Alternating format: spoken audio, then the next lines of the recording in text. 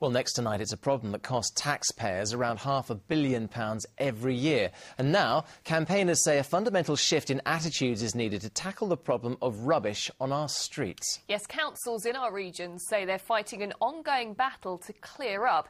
Now the Campaign for the Protection of Rural England says that a change in behaviour plus a litter tax could provide the answer. Victoria Webb has been investigating. A washing machine and heater abandoned on a country lane at Ixworth near Bury St Edmunds. This is a hot spot for fly tipping. Despite warnings of fines and prosecution, it looks like it's not deterring the culprits.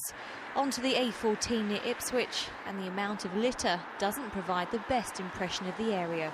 It's such a lovely county and it's getting spoilt by rubbish. It's everywhere. It's absolutely disgusting, I think. I think the council should be doing something about it. People shouldn't be throwing it out their windows. You see the litter on the side of the road, so that's where it's got to come from. I think it's awful. I don't know why people can't just put it in the bin.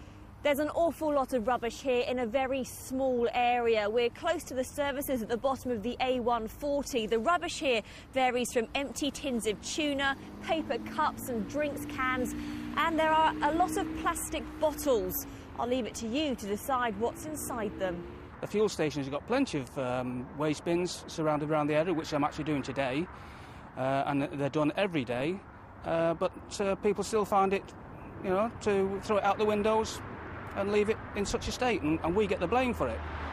Mid-Suffolk District Council has 4 litter pickers working on the A12 and A14 4 days a week, and every week they collect on average 200 bags of litter. In a statement, they said the street cleansing team work incredibly hard to try and keep the roadside clear from litter. We do all that we can by providing waste bins and promoting the message that rubbish should be taken home and not left on the road. Further along the A14 into Cambridgeshire, and bags of rubbish line the grass verges. The Environment, Food and Rural Affairs Committee want a clean-up tax to be levied on products that produce the most litter. That money would be handed to local councils for keeping the streets clean. That could encourage people to continue dropping litter, because they're thinking, well, I've paid my levy, someone else is being paid to clean it up. And what we're looking for is to change people's behaviours. People need to wake up to the fact that we're spending £2.1 million a day on clearing up litter, which is such a waste of money. With the tourist season not that many weeks away, it's hoped the litter louts will clean up their act and not discourage visitors coming to our region. Victoria Webb, Anglia News, Suffolk.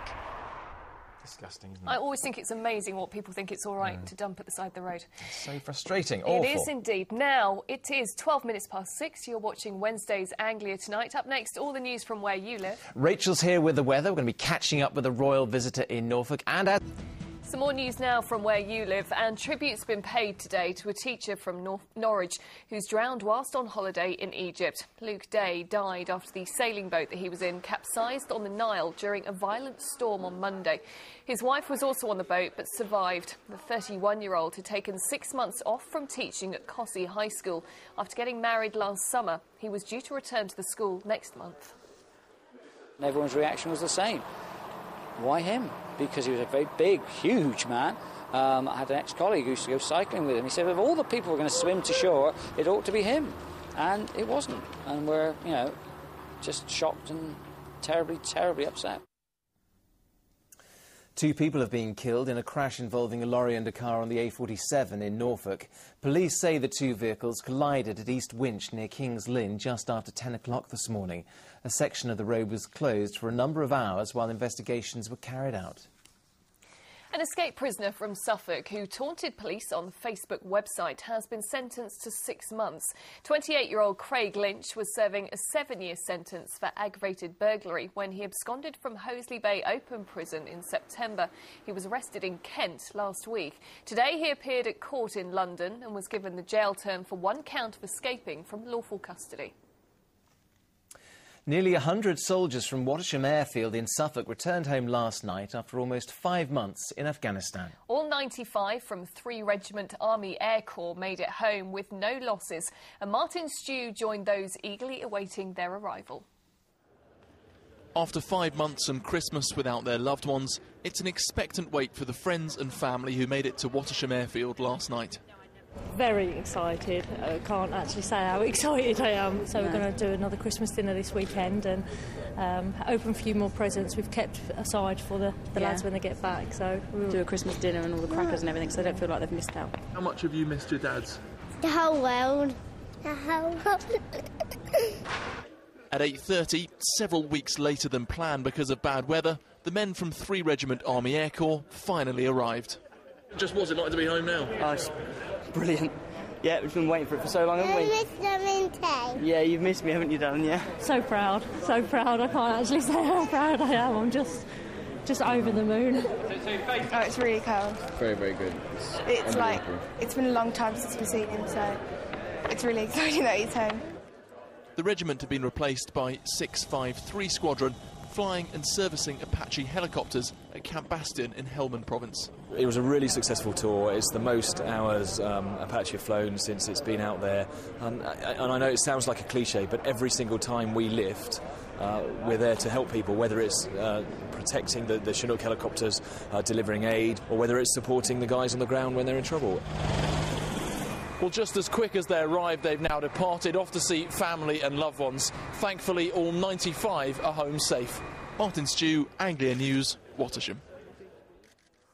Now, Norfolk Police have announced that they've got a new boss. Phil Gormley has been appointed as the force's new Chief Constable.